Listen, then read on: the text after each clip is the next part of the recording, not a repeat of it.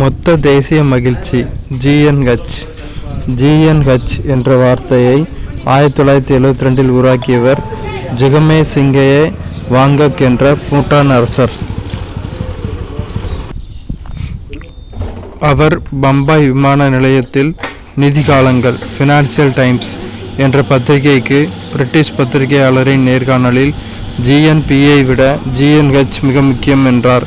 2011 ஐக்கிய நாடுகள் சபை வளர்ச்சிக்கான ஒரு முழுமையான அணுகுமுறைக்கு மகிழ்ச்சி என்ற தீர்மானத்தை நிறைவேற்றியது. உறுப்பு நாடுகள் பூடானை ஒரு எடுத்துக்காட்டாக பின்பற்றி மகிழ்ச்சியையும் நல்வழியையும் மகிழ்ச்சி என அழைத்தனர். அடிப்படை மனித குறிக்கோள். GNHன் 4 தூண்கள்: நிலையான மற்றும் சமமான சமூக பொருளாதார வளர்ச்சி, சுற்றுச்சூழல் பாதுகாப்பு, கலாச்சாரத்தை பாதுகாப்பதும் மேம்படுத்துவதும், நல்ல ஆட்சி திறன், உளவியல் நலன், உடல் நலம், நேர